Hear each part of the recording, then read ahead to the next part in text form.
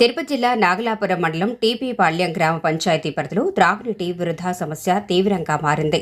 గొల్లవారి కంటగ నుండి టీపీపాళ్యం గ్రామంలోని 300కు పైగా గృహాలకు సరఫరా అవుతున్న త్రాగునీటి పైప్లైన్ మధ్య మార్గంలో దెబ్బతినటంతో నీరు వృధాగా పారిపోతోంది.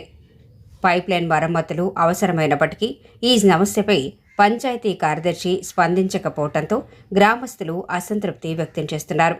అలాగే నాగలాపురం మండల పరిషత్ అభివృద్ధి అధికారి కూడా కార్యాలయానికి పరిమితమై గ్రామాల పర్యటనలు చేయకపోవటం వల్ల ఇలాంటి సమస్యలు పట్టించుకోవటం లేదని స్థానికులు ఆరోపిస్తున్నారు. ఇప్పటికైనా సంబంధిత అధికారులు స్పందించి పైప్లైన్ మరమ్మతులు చేపట్టి త్రాగునీటి వృధాను అరికట్టాలని గ్రామస్తులు కోరుతున్నారు. గ్రామాల్లో త్రాగునీటి సమస్యలు మరింత తీవ్రం కాకముందే చర్యలు తీసుకోవాలని వారు విజ్ఞప్తి చేస్తున్నారు.